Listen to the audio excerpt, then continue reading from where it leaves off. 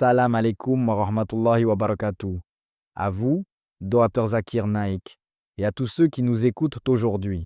Je m'appelle Abdullah Rahim, je suis simplement un humble serviteur d'Allah et je souhaite exprimer ma gratitude d'avoir l'occasion de dialoguer avec vous en ce lieu public où musulmans et chrétiens se trouvent rassemblés dans un esprit de respect et de curiosité sincère. Ma question, inspirée par le thème de notre rencontre intitulée « Prêtre hindou contre érudit islamique, le débat que vous n'attendiez pas » est la suivante. Dr Zakir Naik, certains affirment que la diversité des religions dans le monde indique que toutes les croyances sont équivalentes et que l'islam ne se distingue pas nécessairement par sa vérité absolue. Comment, selon le Coran et les hadiths, l'islam peut-il présenter un message universel tout en respectant la coexistence pacifique avec d'autres traditions? Et comment pouvons-nous rapprocher les croyances sans créer de division ni de conflit? Wa alaykum assalam wa rahmatullahi wa barakatuh, cher Abdullah Rahim, et merci pour cette question extrêmement pertinente. Avant tout, je voudrais saluer tous les frères et sœurs présents ici, musulmans et chrétiens, et vous encourager à accueillir ce dialogue avec un esprit ouvert et un cœur sincère.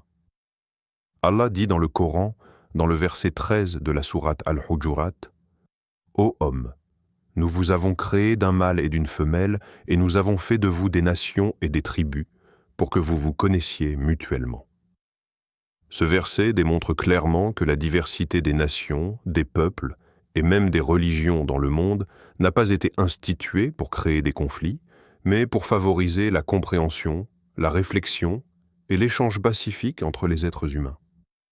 Le point essentiel ici, Abdullah Rahim, est que l'islam enseigne à respecter les croyances d'autrui tout en restant ferme dans sa propre conviction.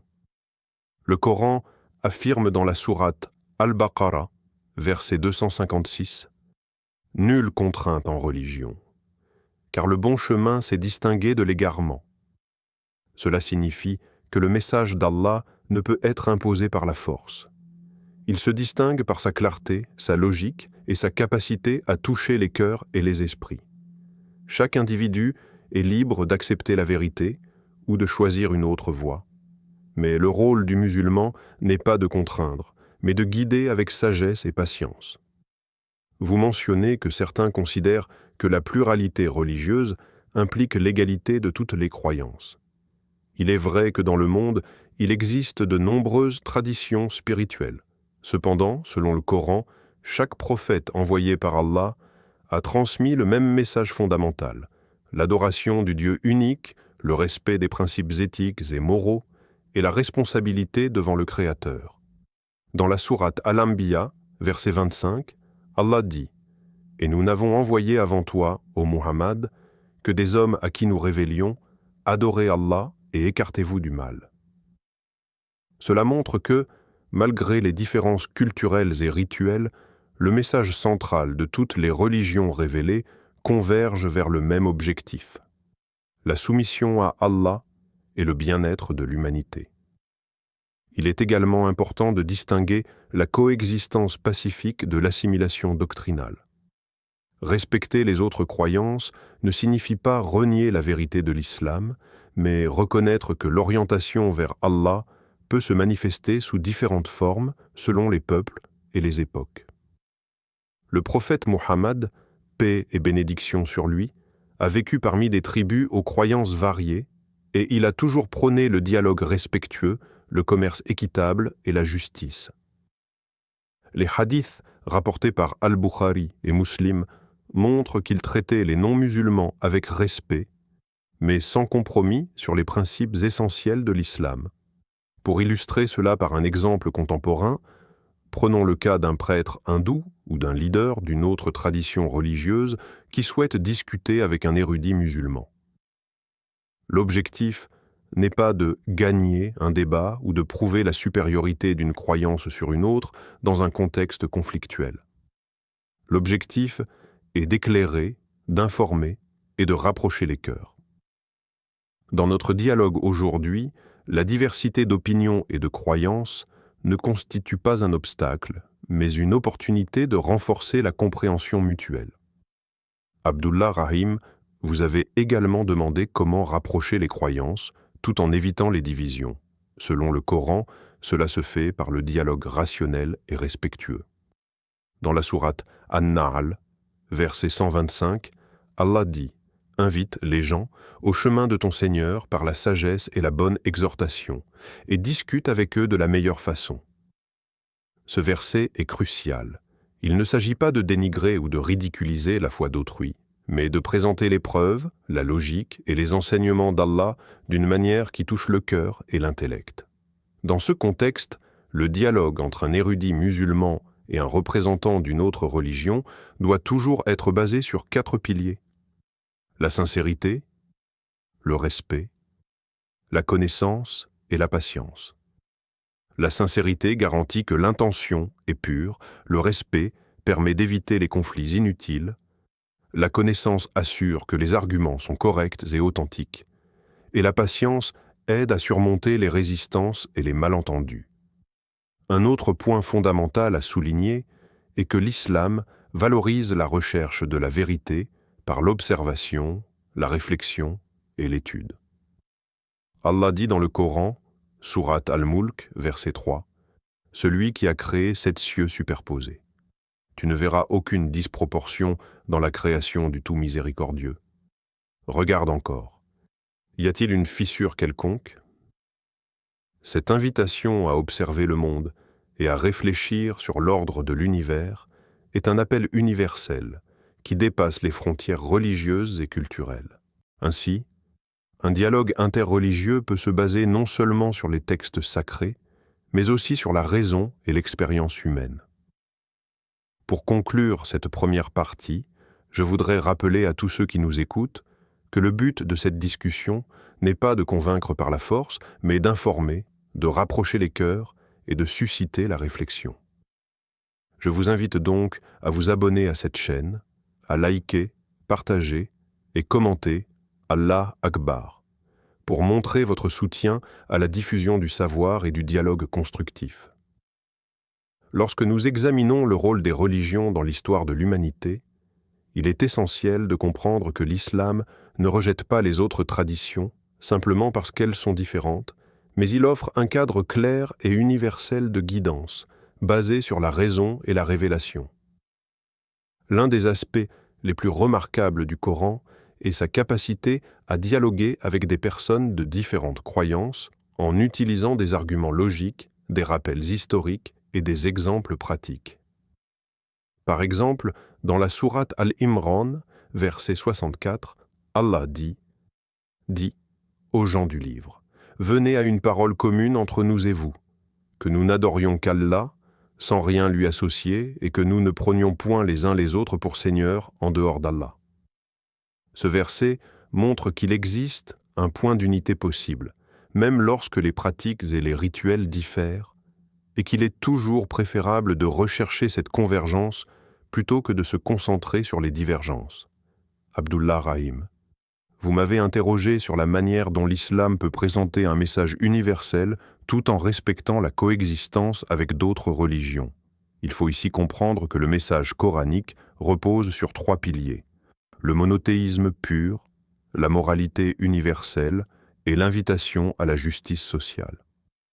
Lorsque ces principes sont compris, il devient évident que l'islam ne cherche pas à effacer les autres croyances, mais à établir un ordre moral et spirituel qui bénéficie à l'ensemble de l'humanité. Dans la sourate Al-Baqarah, verset 148, Allah dit « À chacun, nous avons assigné une direction vers laquelle tourner. Cherchez donc à surpasser les autres dans les bonnes œuvres. » Ce verset enseigne la responsabilité individuelle et collective de faire le bien indépendamment de l'appartenance religieuse.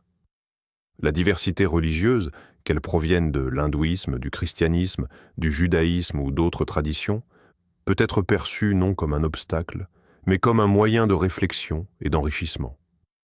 Le Coran appelle à l'observation et à la réflexion. Ne regarde-t-il pas les royaumes des cieux et de la terre, et tout ce qu'Allah a créé? Sourate Al-A'raf, verset 185. En invitant les croyants à contempler l'univers, le Coran encourage la raison comme outil de dialogue et de compréhension. Ainsi, lorsqu'un érudit musulman discute avec un prêtre hindou ou un représentant chrétien, il peut aborder des points communs tels que l'éthique, la justice, la compassion et la moralité, tout en clarifiant le message unique du Coran sur l'unicité d'Allah. Un aspect souvent mal compris dans les débats interreligieux est la notion de tolérance. Dans l'islam, tolérance ne signifie pas compromis sur les principes essentiels, mais respect du droit d'autrui à croire et pratiquer sa foi.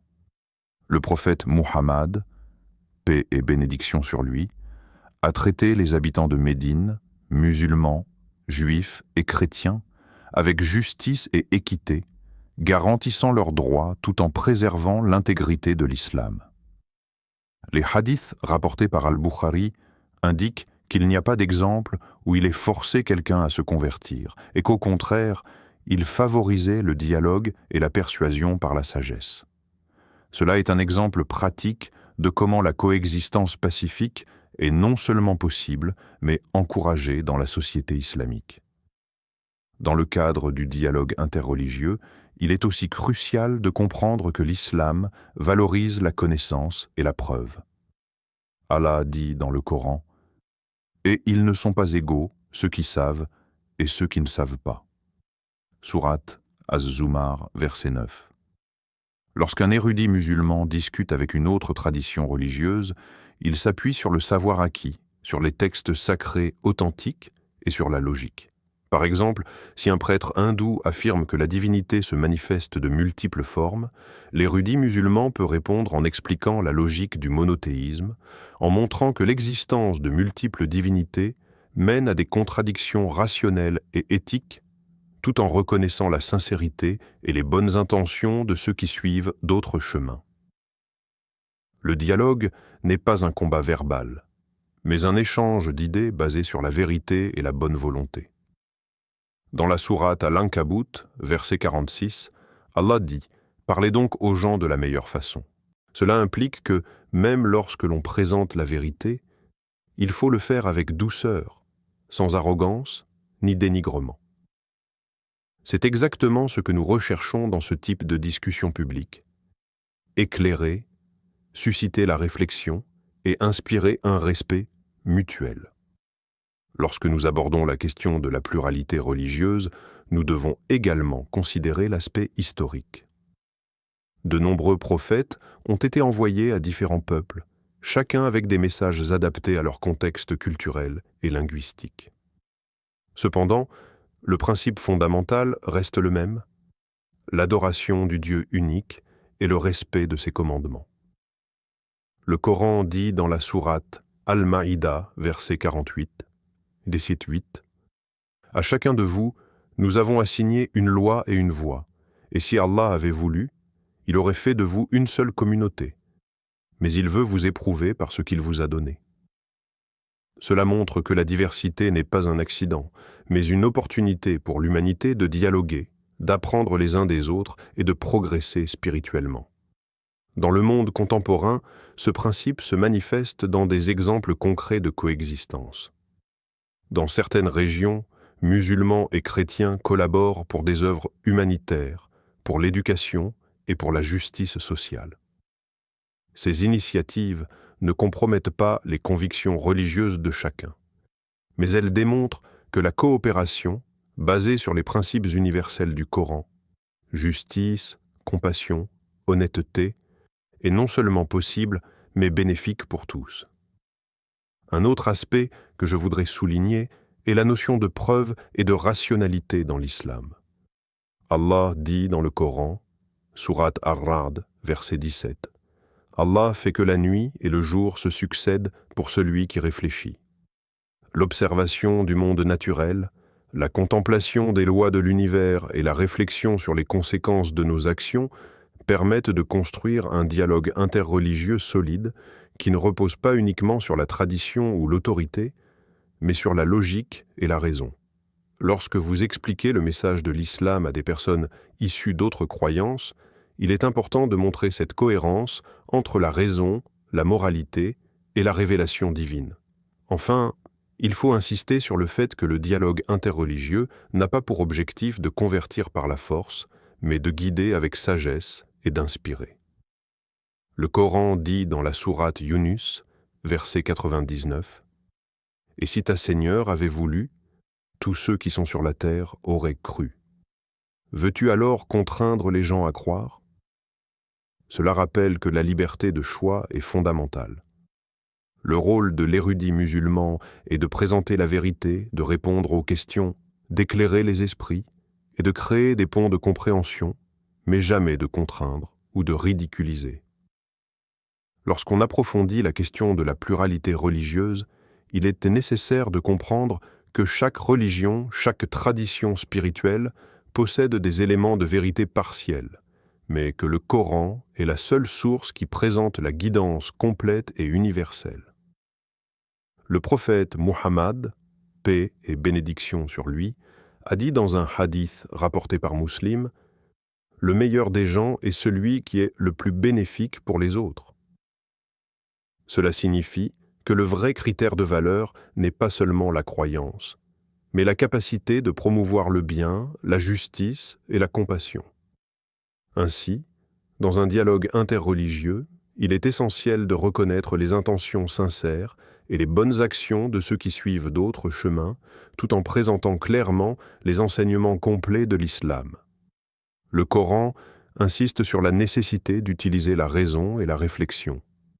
Par exemple, dans la sourate Al-Baqarah, verset 164, Allah dit « En vérité, dans la création des cieux et de la terre, et dans l'alternance de la nuit et du jour, dans les navires qui voguent sur la mer avec ce qui est utile aux hommes, dans l'eau qu'Allah fait descendre du ciel, par laquelle il fait revivre la terre après sa mort et y dissémine toutes sortes d'animaux, dans la variation des vents et dans les nuages obéissant à son commandement, il y a des signes pour des gens qui raisonnent. » Ici, le Coran nous invite à observer attentivement le monde autour de nous, à analyser la création et à en tirer des leçons spirituelles. Lors d'un dialogue avec des personnes d'autres religions, cette approche rationnelle est très efficace, car elle permet de montrer que la guidance islamique repose sur la raison et l'évidence, et non sur la simple tradition. Dans l'histoire, de nombreux savants musulmans ont utilisé ce principe pour dialoguer avec d'autres communautés religieuses. Par exemple, lors des échanges entre les savants musulmans et les érudits chrétiens au cours du Moyen Âge, ils ont discuté de philosophie, de science et de morale, toujours avec respect et en utilisant la logique comme fondement. Ces échanges ont permis une compréhension mutuelle et ont évité les conflits inutiles. L'islam valorise ce type de dialogue, car il s'inscrit dans la continuité de l'enseignement prophétique. Parler aux gens de la meilleure manière, Al-Ankabut, verset 46. Un autre point important à souligner, et c'est lassant, est que le Coran ne se limite pas à exhorter à la tolérance, mais il propose également des principes éthiques universels. Par exemple, la justice est au cœur de l'enseignement islamique. Dans la sourate An-Nisa, verset 135, Allah dit « Soyez stricts dans la justice, témoignez pour Allah, même si c'est contre vous-même, contre vos parents ou vos proches. » Cela signifie que la justice doit primer sur les affiliations personnelles, ethniques ou religieuses. Dans un dialogue avec des personnes d'autres croyances, ce principe peut être utilisé pour établir un terrain commun, la recherche du bien, de la justice et de l'éthique universelle. Lorsqu'un prêtre hindou ou un représentant chrétien soulève des points de divergence, il est essentiel de répondre avec des preuves claires et des arguments rationnels. Par exemple, certains affirment que les multiples divinités dans certaines religions sont une preuve de leur vérité. Cependant, le Coran montre la cohérence et la simplicité du monothéisme. Dans la sourate Al-Ikhlas, versets 1 à 4, dit « Il est Allah, unique, Allah, le seul à être imploré pour ce que nous désirons, il n'engendre pas et n'a pas été engendré, et nul n'est égal à lui. » Ces versets clarifient la logique du monothéisme et peuvent être présentés de manière respectueuse, pour montrer que la vérité divine est unique et rationnelle. Un autre aspect essentiel est l'invitation à la connaissance et à l'apprentissage continu. Le prophète Muhammad, paix et bénédiction sur lui, a dit « Chercher la connaissance est une obligation pour chaque musulman. » Cela inclut la connaissance du monde, de l'histoire, des autres religions et des sciences naturelles. Lorsqu'un érudit musulman dialogue avec une autre tradition, il est donc bien préparé à comprendre les points de vue de l'autre partie et à y répondre de manière raisonnée et respectueuse. Cela renforce la crédibilité du message islamique et favorise un dialogue constructif. Le Coran insiste également sur le respect des croyants d'autres religions et sur la coexistence pacifique. Dans la sourate Al-Kafirun, verset 6, Allah dit « À vous votre religion, et à moi ma religion ». Ce verset démontre que l'islam reconnaît la liberté de choix et la pluralité des convictions. Cependant, il reste ferme sur la vérité qu'il présente. Dans un dialogue interreligieux, cela permet de respecter l'autre tout en expliquant de manière claire la guidance complète de l'islam. En outre, l'islam propose une approche progressive de la discussion et de la persuasion. Le Coran mentionne dans la sourate Fussilat, verset 33, « Et qui est plus injuste que celui qui invente un mensonge contre Allah, ou qui dit « On m'a révélé quelque chose », alors que rien ne lui a été révélé. Cela signifie que le dialogue doit se baser sur la vérité et sur les preuves, et non sur des spéculations ou des opinions personnelles. Un érudit musulman doit donc s'assurer que ses arguments sont solides et authentiques, et qu'ils sont présentés avec patience et sagesse. Lorsqu'on examine la pratique historique des compagnons du prophète et des premiers savants musulmans, on constate qu'ils ont souvent utilisé des discussions rationnelles pour expliquer l'islam aux communautés juives, chrétiennes et païennes. Ces échanges reposaient sur le respect mutuel, la logique et la preuve. Cela montre que le dialogue interreligieux n'est pas une invention moderne, mais une continuation de la tradition prophétique. Un autre élément fondamental est l'accent mis sur la moralité universelle. Le Coran regorge de principes éthiques qui peuvent être compris et appliqués par tous, indépendamment de la religion. Par exemple, l'honnêteté, la justice, la compassion envers les pauvres et les nécessiteux, la protection des droits des autres et le respect des engagements sont des valeurs universelles. Dans le dialogue avec d'autres traditions, ces principes peuvent servir de base commune, permettant de rapprocher les croyances et de créer un espace de compréhension mutuelle. Le Coran appelle également à la réflexion sur les conséquences de nos actions dans ce monde et dans l'au-delà. Dans la sourate Al-Zalzala, versets 7 à 8, « Quiconque fait le bien, même du poids d'un atome, le verra. Et quiconque fait le mal, même du poids d'un atome, le verra. » Ce rappel encourage tous les êtres humains, indépendamment de leur foi, à considérer l'éthique et la responsabilité. Dans un dialogue interreligieux, cela permet de montrer que la moralité islamique n'est pas arbitraire, mais basée sur la justice et l'équité universelle. Il est également important de comprendre que l'islam valorise l'examen des arguments des autres religions et la réponse rationnelle plutôt que le rejet aveugle. Dans la sourate Al-Baqarah, verset 111, Allah dit « Et ils disent « Nulle âme n'entrera au paradis, sauf celle des Juifs ou des chrétiens. » Dit « Apportez votre preuve si vous êtes véridique. » Ce verset montre que l'islam invite à présenter la vérité avec des preuves et non à s'en tenir à des affirmations sans fondement. Ainsi, dans tout dialogue interreligieux, il est essentiel d'analyser les points soulevés par l'autre partie et d'y répondre avec des preuves et des arguments logiques, toujours avec respect. Le prophète Muhammad, paix et bénédiction sur lui, a également souligné l'importance de la sagesse dans la discussion.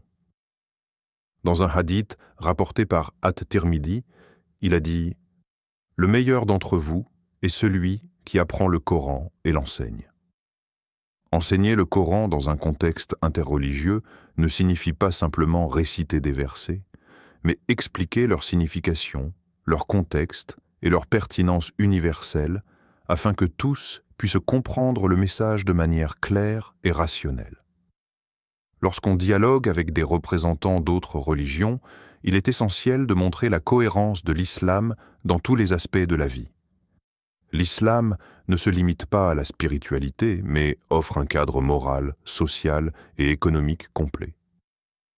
Le Coran stipule dans la sourate Al-Maïda, verset 8, « Ô vous qui croyez, soyez stricts dans la justice et témoignez avec équité, même contre vous-même, vos parents ou vos proches. » Cette instruction universelle peut servir de point commun avec d'autres traditions qui valorisent également la justice et l'éthique. De plus, l'islam reconnaît le rôle de la raison et de l'expérience dans la recherche de la vérité. La sourate Al-Ghashiyah, verset 17, dit « N'ont-ils pas réfléchi sur eux-mêmes » La réflexion sur soi-même, sur la création et sur les interactions humaines est une méthode puissante pour susciter la compréhension et le respect mutuel dans le cadre d'un dialogue interreligieux. Historiquement, les échanges entre savants musulmans et chrétiens, dans des régions comme l'Espagne médiévale et l'Empire ottoman, ont montré que le dialogue basé sur la raison et le respect pouvait conduire à des avancées scientifiques, philosophiques et culturelles. Ces exemples montrent que l'islam ne craint pas la diversité d'opinions, mais encourage la discussion et l'échange fondés sur la vérité et la logique. Un aspect fondamental de l'approche islamique est l'accent sur l'intention. Le prophète Mohammed, paix et bénédiction sur lui, a dit dans un hadith rapporté par Al-Bukhari et Muslim, « Les actions ne valent que par leurs intentions. » Dans le dialogue interreligieux, cela signifie que notre intention doit être de chercher la vérité, d'éclairer et d'éduquer, et non de dominer ou de rabaisser l'autre. Cette intention pure garantit que le dialogue reste respectueux et constructif. Le Coran met également en garde contre l'hostilité gratuite. Dans la sourate Al-Mumtahana, verset 8, Allah dit « Allah ne vous interdit pas d'être bienveillant et équitable envers ceux qui ne vous ont pas combattu pour votre religion et qui ne vous ont pas expulsé de vos maisons. » Ainsi, l'islam distingue clairement entre ceux qui agissent injustement et ceux qui vivent dans la paix. Dans un dialogue public, il est essentiel de souligner que le respect mutuel n'exclut pas la clarté sur la vérité de l'islam. L'islam enseigne également que la persuasion par la raison et le bon argument est préférable à la confrontation. Dans la sourate An-Nahl, verset 125, Allah dit « Invite les gens au chemin de ton Seigneur par la sagesse et la bonne exhortation, et discute avec eux de la meilleure manière. » Cela souligne l'importance d'utiliser des méthodes constructives, même lorsqu'il existe des désaccords importants.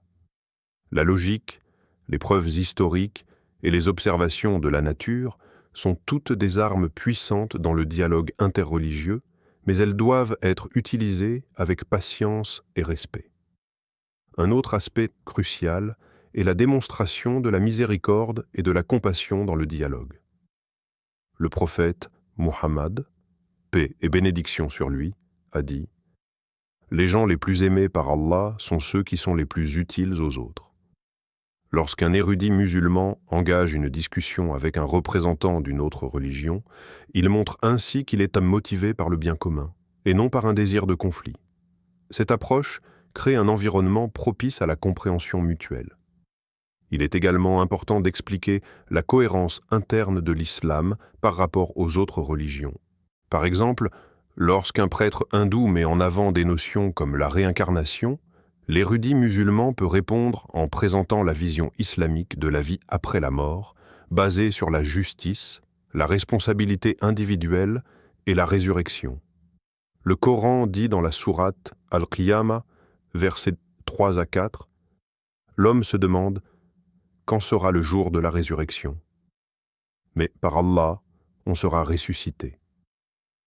Cette explication permet de montrer que l'islam offre une vision cohérente et complète de la vie et de l'au-delà, qui peut être comparé de manière rationnelle avec d'autres croyances. Dans le cadre des dialogues contemporains, il est essentiel de montrer des exemples pratiques.